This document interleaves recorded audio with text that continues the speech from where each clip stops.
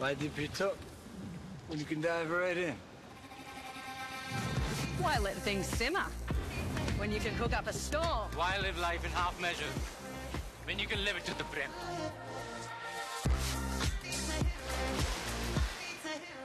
आपण पाहतोय की या ठिकाणी मार्कडवाडी या ठिकाणी बॅलेट पेपर हे मतदान प्रक्रियेसाठी राबवण्यात आलेले आहेत। या ठिकाणी यंत्रणा ही जी आहे ती कार्यान्वित करण्यात आली। या ठिकाणी आपण पाहतोय की आमदार उत्तमराव जानकर या ठिकाणी स्वतः या ठिकाणी जातीनं हजर राहून या ठिकाणी लक्ष देत आहेत। ते आपल्याबरोबर आहेत। काय सांगाल, एक अगदी थोड्या वेळात मतदान प्रक्रिया सुरू होते, प्रशासनाचा दबाव आहे, काय आपली प्रतिक्रिया आहे?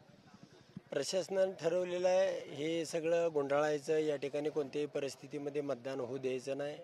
आम्ही अजून गावकऱ्यांची वाट बघतोय।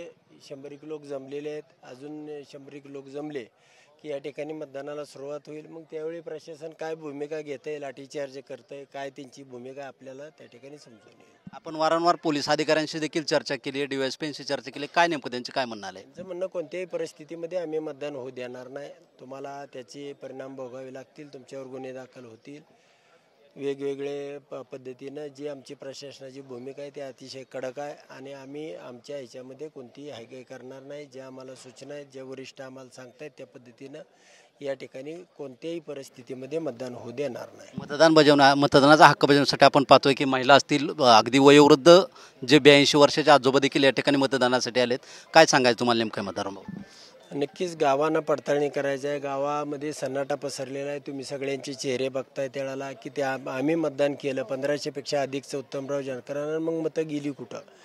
हा आक्रोश आहे आणि हा आक्रोश या ठिकाणी जमा झालेला आहे। अजून 100 लोक जमा झाले की मतदानाला सुरुवात होईल। साधारण किती वेळापर्यंत साधारण चालू आहे? 15 मिनिटांमध्ये मतदानाला सुरुवात होईल। नक्कीच आपण पाहतोय की यावेळी या ठिकाणी 15 मिनिटांमध्ये मतदान प्रक्रिया आहे ती सुरू होणार असल्याची माहिती आमदार उत्तमराव जानकर यांनी दिलेली आहे। या ठिकाणी त्यांचे कार्यकर्ते देखील या ठिकाणी आपल्याला आहेत। काय सांगायचं आहे, काय भूमिका आहे? डॉक्टर बाबासाहेब आंबेडकर यांनी संविधानात लिहिलं आहे मताचा अधिकार सर्व सदस्यांना आहे। भारतात मताचा अधिकार डॉक्टर बाबासाहेब आंबेडकरनं दिल्यानंतर जी मतदान केलं ती गावातल्या लोकांना पटलं नाही आणि ती निकालानंतर मग ग्रामसभेनं ठराव केला 26 तारखेला आणि ग्रामसभेचं ठराव तहसीलदारला निवेदन दिलं की आपल्याचं मतदान दिलं एकाला आणि गेलं दुसऱ्याला, म्हणून त्यांची निषेध करण्यासाठी स्वतः गावाने स्वखर्चातनं ही भारतात पहिलीच केस आहे की लोकशाही मार्गाने लोकशाही टिकवण्यासाठी महाराष्ट्रात आणि भारतात की मार्कडवाडी गाव माळशिरस तालुक्यातलं एक भारतात आज लक्ष लागलं आहे।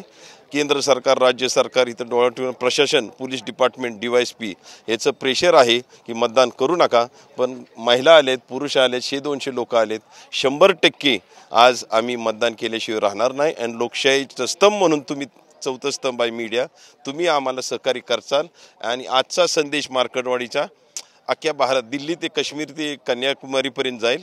असंच लोकशाही वाचवायसाठी आणि डॉक्टर बाबासाहेब आंबेडकरचं संविधान वाचवायसाठी ही मार्कडवाडी गावाने ही आज वेगळा उपक्रम राबवला आहे। ह्या मी सर्व माळशिरस तालुक्याच्या वतीनं आणि आमच्या नेत्याच्या वतीनं उत्तमराव जानकरच्या वतीनं सर्व मतदार इथं आल्याबद्दल मी त्यांचा आभार मानतोय आणि 5 ते 10 मिनिटातच आता महिला सगळ्या मतदानाला जातील।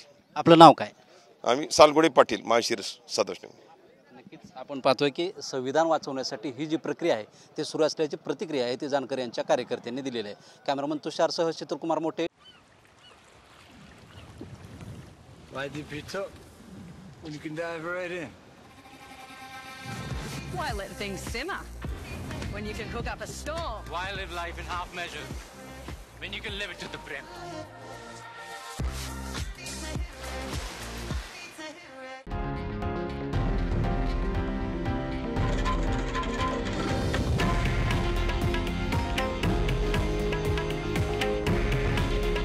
हे आहे देशातील नंबर 1 न्यूज नेटवर्क आणि आपण पाहत आहात TV9 मराठी। काळजी तुमची, हित महाराष्ट्राचं।